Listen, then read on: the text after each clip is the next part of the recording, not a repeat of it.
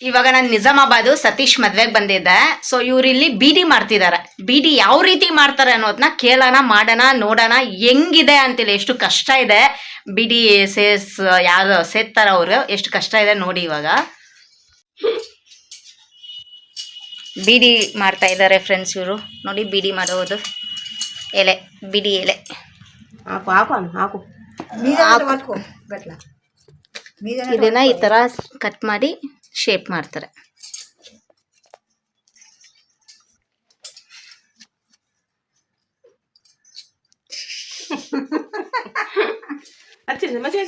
ಏನೋ ಮಾಡ್ತಾವ್ರೆ ಫ್ರೆಂಡ್ಸ್ ಇವರು. ಈ ತರ ದಾರಾನ ಈ ತರ ಕಾಲಿಗೆ ಸುತ್ಕೊಂಡು ಇದೇನ್ చేస్తారు మళ్ళీ ಬೀಡಿ ಕಟ್ಟಲ್ಲ, ಬೀಡಿಗೆ ಕಟ್ತಾರಂತೆ ನೋಡಿ ಇವ್ರು. ಎಷ್ಟು ಕಷ್ಟ ಇದೆ ನೋಡಿ ಒಂದು ಬೀಡಿ ಮಾಡ್ಬೇಕು ಅಂದ್ರೆ.